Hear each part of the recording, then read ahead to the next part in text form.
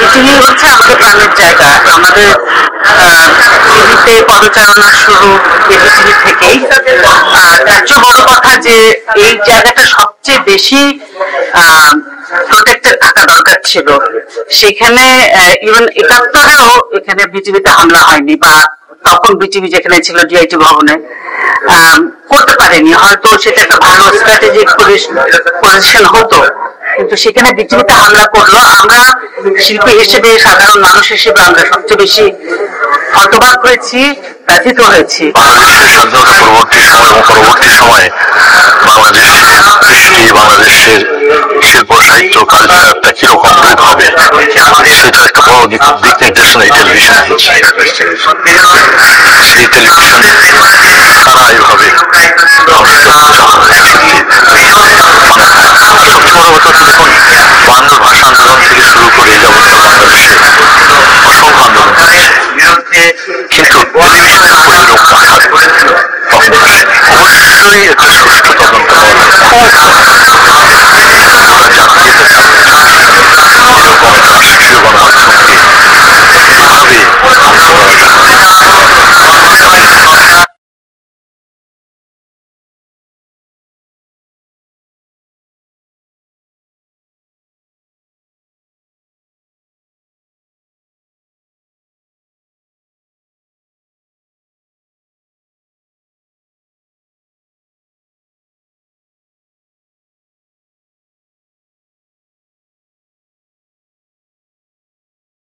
নানানভাবে আমি জড়িত। আমি প্রযোজক থেকে মহাপরিচালক পর্যন্ত দায়িত্ব পালন করেছি। এখন এটা খুবই দুঃখজনক, খুব কষ্ট হয়, আসলে কান্নাই পায় যে কি প্রতিষ্ঠান গড়ে উঠেছিল, কি হয়ে গেল।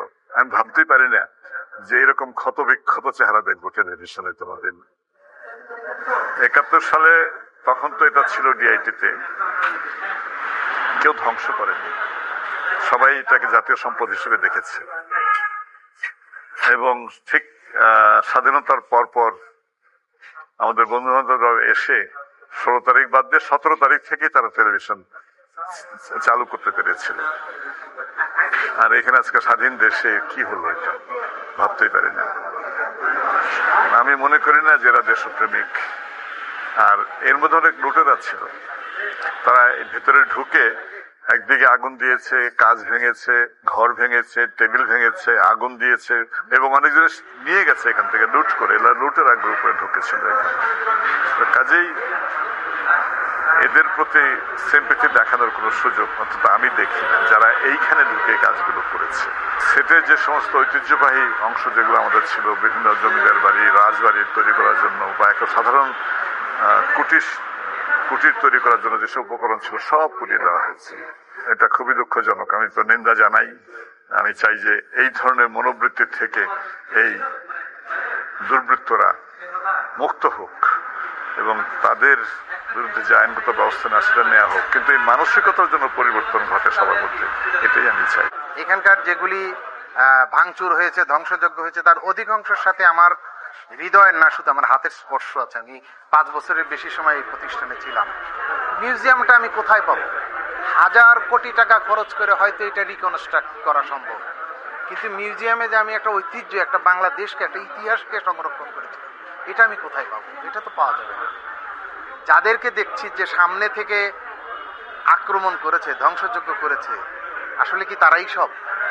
আর কি কেউ নেই? আর কি কোনো ইন্ধন, আর কি কোনো ষড়যন্ত্র নেই?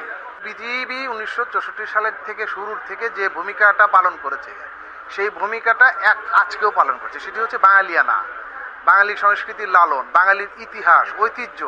এই জায়গা থেকে তো বিটিভি কখনো সরেনি। বাংলা ভাষায় প্রথম চেকটা লেখা হয় বিটিভির অনুষ্ঠানে। তো সেই বিটিভিকে আপনি আক্রমণ করলেন, তার মানে আপনি কিন্তু আপনার ভাষাকে আক্রমণ করলেন। মানুষের জনরুচি তৈরি করার দায়িত্ব বিটিভি। যারা আক্রমণ করেছেন, যারা আক্রমণের নেপথ্যে ছিলেন, তারা সামনে চলে আসুক এবং তাদের দৃষ্টান্তমূলক শাস্তি হোক।